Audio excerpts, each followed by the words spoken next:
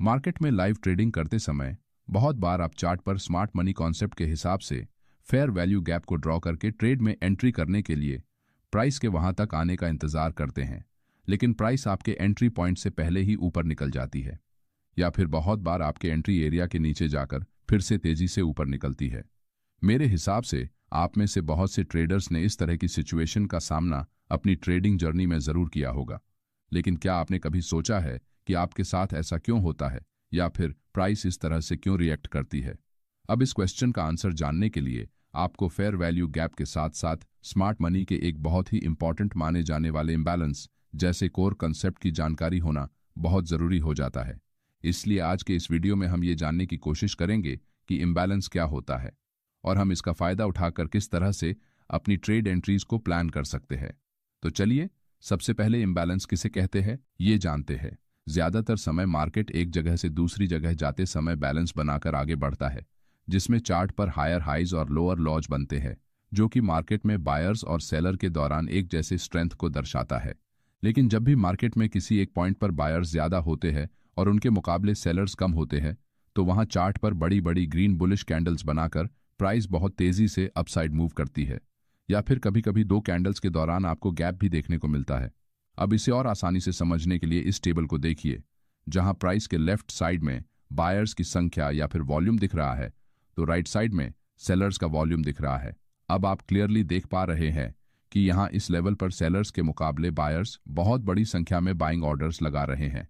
इसका मतलब यहां दोनों में बैलेंस नहीं है, जिस कारण से मार्केट में बाइंग प्रेशर बढ़ने की वजह से प्राइस बहुत तेजी से ऊपर निकल गई है। बाजार में बायर्स और सेलर के दौरान बन रहे इसी इम्बैलेंस को हम प्राइस इम्बैलेंस बोलते हैं, जो कि चार्ट पर हमें कैंडल के रूप में दिखाई देता है। जैसे कि इस लेफ्ट साइड के चार्ट में प्राइस ऊपर बढ़ते समय कैंडल्स लगभग एक दूसरे के हाई को टच करते हुए आगे बढ़ रही है, तो कई जगह पर नेक्स्ट कैंडल अपने प्रीवियस कैंडल के हाई के नीचे से शुरुआत करते हुए ऊपर जा रही है।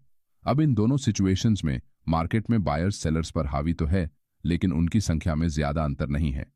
लेकिन जैसे ही इस पॉइंट पर बायर्स की संख्या सेलर्स के मुकाबले बहुत ज्यादा होती है, तो प्राइस एक तरफा बहुत तेजी से ऊपर निकलने लगती है, जिससे हमें क्लियरली समझ आता है कि यहां मार्केट में कौन अपना डोमिनेंस बना रहा है। इसी इम्बैलेंस को अगर हम रिवर्स करेंगे तो हमें बियरिश इम्बैलेंस मिलता है। अब लाइव मार्केट में ट्रेडिंग करते समय हम बार बार ऑप्शन चेन में जाकर सेलर और बायर्स की संख्या को मैन्युअली तो चेक नहीं कर सकते। अगर हम ऐसा करने की कोशिश करेंगे तो शायद हमारे हाथ से ट्रेड एंट्री की एक अच्छी अपॉर्चुनिटी मिस हो जाए।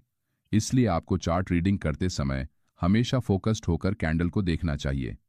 चार्ट को पढ़ते समय आपके मन में कुछ सवाल जरूर आने चाहिए, जैसे कि चार्ट पर कैंडल्स कैसे बन रही है, उनकी साइज क्या है, क्या कैंडल्स एक के ऊपर एक बन रही है, या फिर दो कैंडल्स के दौरान कहीं कोई गैप तो नहीं बन रहा है। अगर आप इस तरह से चार्ट को पढ़ेंगे तो आपको चार्ट रीडिंग में आसानी होगी, क्योंकि कैंडल्स ही हमें बायर्स और सेलर्स के दौरान हो रहे ट्रेडिंग की जानकारी देते हैं। अब मेरे विचार से इतने सिंपल वर्ड्स में समझाने के कारण प्राइस इम्बैलेंस किसे कहते हैं ये आपके समझ में आ गया होगा। लेकिन फिर भी आपके मन में कोई डाउट्स है तो कमेंट में जरूर बताएं, मैं उनका जवाब देने की पूरी कोशिश करूंगा। चलिए अब वीडियो में आगे बढ़ते हुए इस प्राइस इम्बैलेंस का इस्तेमाल करके ट्रेड एंट्रीज कैसे करनी है ये जानते हैं। देखिए, चार्ट पर जब दो कैंडल के दौरान गैप बनता है तो हम उसे प्राइस इम्बैलेंस या फिर फेयर वैल्यू गैप भी कहते हैं। जब भी चार्ट पर प्राइस इम्बैलेंस बनता है तो मार्केट उस गैप को भरने के लिए वापस उस जगह आने की संभावना ज्यादा होती है। इसलिए हम ऐसे एरिया में ट्रेड एंट्री करने के लिए प्राइस के आने तक इंतजार करते हैं, ताकि हमें उस दिशा में कोई अच्छा ट्रेड मिल सके। लेकिन क्या चार्ट पर बन रहा हर एक इम्बैलेंस हमारे ट्रेड एंट्री करने के लिए उपयुक्त होता है? इसका आंसर है नहीं। जैसे कि इस चार्ट में प्राइस ऊपर जाते समय बहुत से जगह पर दो कैंडल्स के दौरान इम्बैलेंस बना रही है। अब हमें अगर यहां अप ट्रेंड के हिसाब से लॉन्ग ट्रेड में एंट्री करनी है, तो हमें किस इम्बैलेंस एरिया में best risk to reward ratio की ट्रेड एंट्री मिल सकती है, इसे सबसे पहले समझना होगा। इसके लिए हमें इस प्राइस मूव को प्रीमियम एरिया और डिस्काउंटेड एरिया में डिवाइड करना पड़ेगा, जिसके लिए हम यहां हाई से लेकर लो के दौरान एक लाइन बनाकर उसके 50% के ऊपर के एरिया को प्रीमियम और उसके नीचे की एरिया को डिस्काउंट एरिया कहेंगे।